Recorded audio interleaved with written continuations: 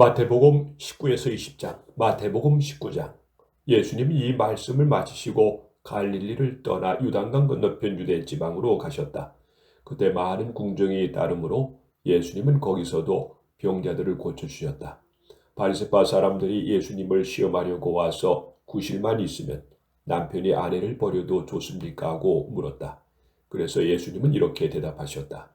너희는 사람을 창조하신 분이 처음에 남자와 여자를 만드시고 그러므로 남자가 부모를 떠나 자기 아내와 합하여 두 사람이 한 몸이 될 것이다 라고 하신 말씀을 읽지 못하였느냐.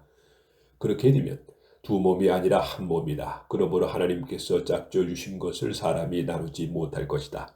그렇다면 왜 모세는 이혼정서를 써주고 아내와 이혼하려고 했습니까? 하고 그들이 묻자 예수님은 이렇게 대답하셨다. 그것은 너희가 고집이 세고 악하기 때문에 아내와 이혼하는 것을 허락한 것이지 처음부터 그랬던 것은 아니다.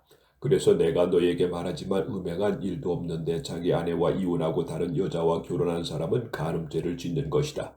제자들이 예수님께 남편과 아내의 관계가 그런 것이라면 차라리 결혼하지 않는 것이 더 낫겠습니다 하자 예수님이 그들에게 말씀하셨다. 모든 사람이 다 이 말대로 할 수는 없고 하나님이 허락하신 사람들만 그렇게 할 수 있다.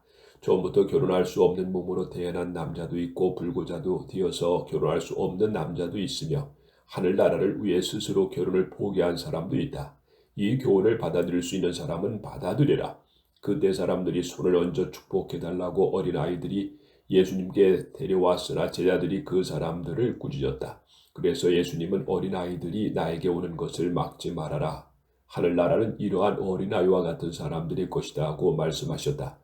그러고서 예수님은 어린아이들의 머리 위에 손을 얹고 축복하시고 그곳을 떠나셨다. 한 청년이 예수님께 와서 물었다. 선생님, 제가 영원한 생명을 얻으려면 어떤 선한 일을 해야 합니까? 어째서 선한 일을 나에게 묻느냐? 선한 분은 한 분밖에 없다. 네가 영원한 생명을 얻으려면 계명을 지켜라. 어느 계명입니까? 살인하지 말라, 간음하지 말라, 도둑질하지 말아라, 거짓 증언하지 말아라, 네 부모를 공경하라, 그리고 네 이웃을 네 몸과 같이 사랑하라는 계명이다. 저는 이 모든 계명을 다 지켰습니다. 아직 저에게 부족한 것이 있다면 무엇입니까? 네가 완전한 사람이 되려면 가서 네 재산을 다 팔아 가난한 사람들에게 주어라. 그러면 네가 하늘에서 보물을 얻을 것이다. 그러고 와서 나를 따르라. 그러나 그 청년은 재산이 많음으로 이 말씀을 듣고 근심하며 가버렸다. 그때 예수님이 제자들에게 이렇게 말씀하셨다. 내가 분명히 너희에게 말한다. 부자는 하늘나라에 들어가기가 매우 어렵다. 내가 다시 말하지만 부자가 하나님의 나라에 들어가는 것보다 낙타가 바늘귀로 통과하는 것이 더 쉽다. 제자들이 이 말씀을 듣고 몹시 놀라 그렇다면 누가 구원받을 수 있겠습니까? 하고 물었다. 예수님은 제자들을 바라보시며 사람의 힘으로는 할 수 없지만 하나님께서는 다 하실 수 있다 하고 대답하셨다. 그때 베드로가 예수님께 우리는 모든 것을 버리고 주님을 따랐으니 무엇을 받겠습니까? 하고 묻자 예수님은 이렇게 대답하셨다. 내가 분명히 말한다. 새 시대가 되어 내가 나의 영광스러운 보좌에 앉을 때 너희도 12보좌에 앉아 이스라엘의 12지파를 심판할 것이다. 또 나를 위해 집이나 형제나 자매나 부모나 자녀나 눈밭을 버린 사람은 누구든지 여러 갑절의 상을 받을 것이며 영원한 생명을 얻을 것이다. 그러나 지금 앞서도 나중에 뒤떨어지고 지금 뒤떨어져도 나중에 앞설 사람이 많을 것이다.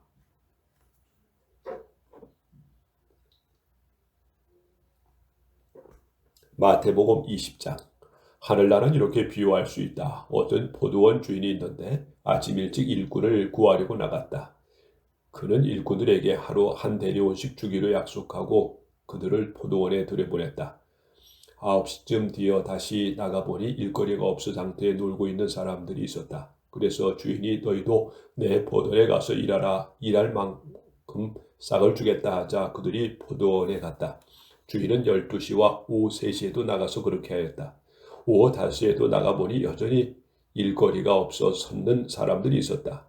너희는 어째서 하루 종일 여기서 놀고 섰느냐 하고 주인이 묻자 우리를 쓰는 사람이 없습니다 하고 그들이 대답하였다. 그래서 주인은 너희도 내 포도원에 가서 일하라 하였다. 날이 저물자 주인은 포도원 감독에게 일꾼을 불러 나 죽은 사람부터 차례로 품삯을 주어라 하고 말하였다. 다시 온 사람들이 와서 한 대리온씩 받기에 먼저 온 사람들은 좀 더 많이 받을 줄로 생각했으나 그들도 한 데나리온씩밖에 받지 못했다. 그래서 그들은 품삯을 받고 주인에게 불만을 털어놓기 시작했다. 나중에 온 사람들은 1시간밖에 일하지 않았는데 종일 더위에 시달리며 수고한 우리와 똑같이 대우해 줍니까? 그러나 주인은 그들 중 한 사람에게 이렇게 대답하였다. 내가 네게 잘못한 것이 없다. 네가 나와 한 대리온으로 약속하지 않았느냐? 네 것이라 가지고 가거라. 나중에 온 이 사람에게 너와 똑같이 주는 것은 내 마음이다. 내 것을 가지고 내 마음대로 못한단 말이냐? 내 너그러움에 네 비유에 거슬리느냐? 이와 같이 앞선 사람이 뒤떨어지고 뒤진 사람이 앞설 것이다. 예수님이 예루살렘으로 올라가실 때 12제자를 따로 데리고 가시면서 도중에 이렇게 말씀하셨다. 지금 우리는 예루살렘으로 올라가고 있다. 거기서 나는 대제사장들과 율법학자들의 손에 넘어갈 것이다. 그들은 나에게 사형 선고를 내린 다음 나를 이방인들에게 넘겨 조롱하고 채찍질하고 십자가에 못 박게 할 것이다. 그러나 나는 3일 만에 다시 살아날 것이다. 그때 세베대의 아내가 두 아들을 데리고 예수님께 와서 절하였다. 예수님께서 물으셨다. 네가 원하는 것이 무엇이냐?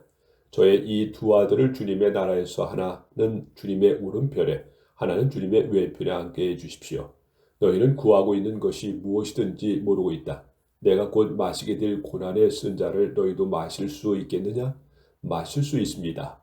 너희가 정말 내 자를 마실 것이다. 그러나 내 오른편과 왼편에 앉는 것은 내가 정하는 것이 아니라 내 아버지께서 미리 정해놓으신 사람들의 것이다. 듣고 있던 12제자가 두 형제를 보고 화를 내자 예수님이 그들을 가까이 불러 이렇게 말씀하셨다. 너희가 아는 대로 세상의 통치자들은 백성을 권력으로 지배하고 고관들은 세도를 부린다. 그러나 너희는 그럴 수 없다. 너희 중에 누구든지 크게 되고 싶은 사람은 남을 섬기는 사람이 되어야 하고 으뜸이 되고 싶은 사람은 남의 종이 되어야 한다. 나는 섬김을 받으러 온 것이 아니라 섬기러 왔으며 많은 사람의 죄값을 치르기 위해 내 생명마저 주려고 왔다.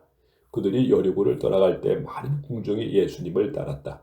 그런데 두 소경이 길가에 앉아 있다가 예수님이 지나가신다는 말을 듣고 큰 소리로 다윗의 후손이신 주님, 우리를 불쌍히 여겨 주십시오 하고 외쳤다.